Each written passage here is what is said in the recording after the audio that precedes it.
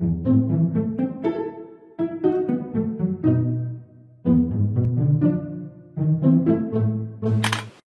Moussaillon, je suis le capitaine et je vous souhaite la bienvenue à bord. Aujourd'hui, je vous propose un voyage pour Tad, l'explorateur et la table d'émeraude. Film sorti il y a quelques temps maintenant au cinéma. Et que vous n'avez pas pu en parler avant parce que... Ça vous va comme réponse, monsieur Ancre? Tout à fait, capitaine. Merci. Film donc sorti il y a quelques temps maintenant, Tad, l'explorateur et la table d'émeraude est en fait la deuxième suite du film Tad, l'explorateur et la cité perdue, dont j'ai tout simplement appris l'existence à la sortie de cette suite justement. On en est déjà à 3 films? Fichtre.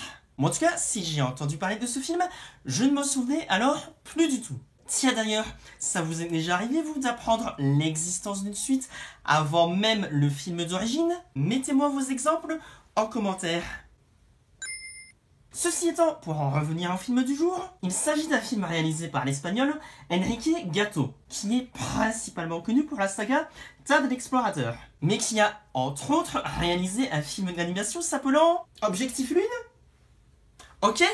Et qui donc nous revient cette année avec Tad, l'explorateur et la table d'émeraude. Film que je n'attendais pas spécialement, je ne vais pas vous le cacher. Surtout quand on voyait la première bande-annonce de ce film, qui ne me vendait pas spécialement du rêve. Et en particulier avec son humour, qui ne me plaît pas spécialement à l'heure actuelle, dans les films d'animation dits pour enfants. Mais je me suis finalement laissé prendre parce que... Parce que vous aviez vu que le film avait un certain succès au box-office et que vous vouliez faire des vues avec cette vidéo? Parce que j'étais curieux de voir ce qui pouvait plaire autant avec un tel projet. Merci, monsieur Ancre. Mais aussi, blague à part, j'étais curieux de voir si je pouvais apprécier une suite, alors que je n'avais tout simplement vu aucun des 2 films précédents. Et donc, résultat... oui, j'ai bien aimé le film, même dans ces conditions. Alors après, attention, entendons-nous bien. Il ne s'agit clairement pas du film de l'année à mes yeux, et a très peu de chances de finir dans mon top 10 de cette année, mais en termes de bonnes surprises, il est fort probable qu'il me reste en tête bien plus longtemps que d'autres films vus cette année. Genre cela par exemple. Le film raconte l'histoire de Tad, un archéologue aux allures d'Indiana Jones, et avec la chance incroyable de Jackie Chan, mais en un peu plus gaffeur, qui tente de se faire accepter auprès de ses pairs. Mais alors qu'il découvre un sarcophage qui ne devait pas être là, il déclenche accidentellement une malédiction qu'il va devoir annuler s'il ne veut pas voir le monde tel qu'il le connaît anéanti. Voilà, en gros, le plan du film. Film donc qui a ses qualités, mais aussi ses défauts.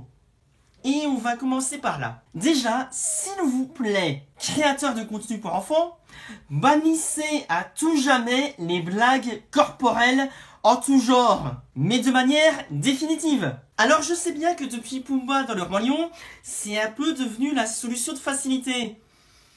Mais quand même, trouvez mieux. De même, lorsque vous avez une idée de blague, évitez de les tirer trop longtemps. Déjà parce que dès qu'on a compris où vous voulez en venir, l'effet de surprise ne marche plus et donc le rire ne vient pas. Alors après, je vous rassure, heureusement, ça n'arrive pas à chaque fois dans le film du jour. Car oui, malgré tout, j'ai souri à certaines d'entre elles. Et pour une fois, il y a même un côté méta qui m'a également fait sourire. Notamment concernant l'utilisation des téléphones portables et du fait que certaines personnes ne pouvaient plus s'en passer ne serait-ce que 10 minutes. Fait véridique, au moment de la scène, une adulte regardait justement son téléphone portable et n'a pas dû se rendre compte que le film se moquait d'elle-même justement. Douce ironie. Parmi les autres points positifs, la mise en scène. Dès la scène d'introduction, on sent qu'ils ont mis les moyens pour faire les choses en grand. Si bien que ça se ressent tant dans le visuel que dans les bruitages. Et ce faisant, on arrive d'autant mieux à prendre le tout au sérieux, malgré les quelques passages maladroits. De même, si vous êtes comme moi à n'avoir jamais vu les autres films de la saga, ici ça marche sans problème. Alors certes, on n'aura pas les émotions liées aux informations qu'on nous donne en début de film, et qui servent plus ou moins de résumé, ni quelques petits détails ici et là, mais nous en avons suffisamment pour accepter le scénario que nous propose ce film, qui marche ma foi plutôt bien, principalement parce que malgré les maladresses de l'humour, les enjeux sont suffisamment pris au sérieux pour qu'on puisse avoir les émotions lorsque celles-ci sont demandées. Et c'est tout ce que je demandais à ce film à titre personnel. Une bonne évolution de personnage et les émotions qui vont avec. Et j'ai eu ça dans le film du jour. Si bien qu'à titre personnel, si je devais donner une note à ce film... Voilà. Ça me paraît pas si mal. Après, n'oublie pas que ceci n'est que mon avis personnel. Vous avez parfaitement le droit d'avoir un avis différent du mien. Mais dans ces cas-là, n'hésitez pas à me l'expliquer dans les commentaires. Sinon, au pire des cas, dites-vous que je ne suis qu'un vieux de mer qui a passé un peu trop de temps à naviguer sur YouTube. Bref, c'était le capitaine qui vous parlait de Moussa Kamini qui vous dit à bientôt pour une nouvelle traversée. Et n'oubliez pas de garder le cap.